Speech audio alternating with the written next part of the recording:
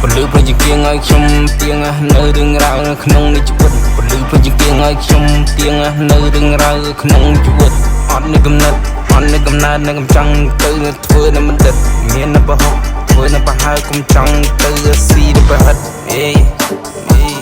ចង់យ៉ងមកឌូខ្ញុំមិនរអ៊ូឌីចាំណាគេមកធ្វើឲ្យគេថាមិនកើតគ្មានអត់កំណើតធ្វើអីមិនចេញជំលឺលឹងជ្រិញជឿទុំនឹងនឹងពួកអានឹងគិតមើលទៅវាមិនចំណេញចំណេះនៅមុខវាដើរក្រឡងពេលដែលបាត់ទៅធ្វើរបងពេ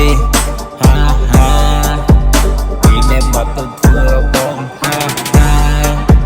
ពេលដែលបាត់ទៅធ្វើរបង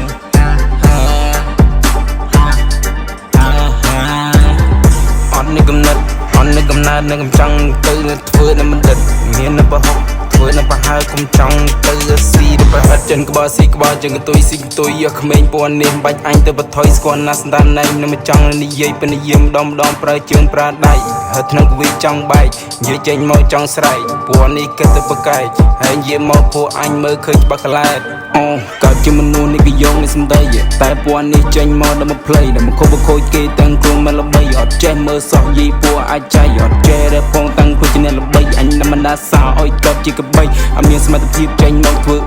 ប៉ះនឹងអញវាសាំងសឿមិនថាអីណាវ៉ាសាប់ពួកញីមិន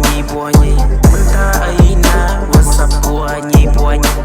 ថាអីណាវ៉ាសាប់ពួកញីមិនថាអីណាវ៉ាសាប់ពួកញី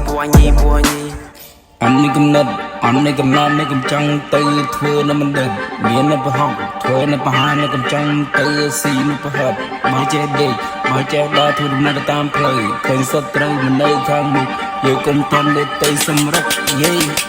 មិនថាអីណារត់សាប់ពួរញី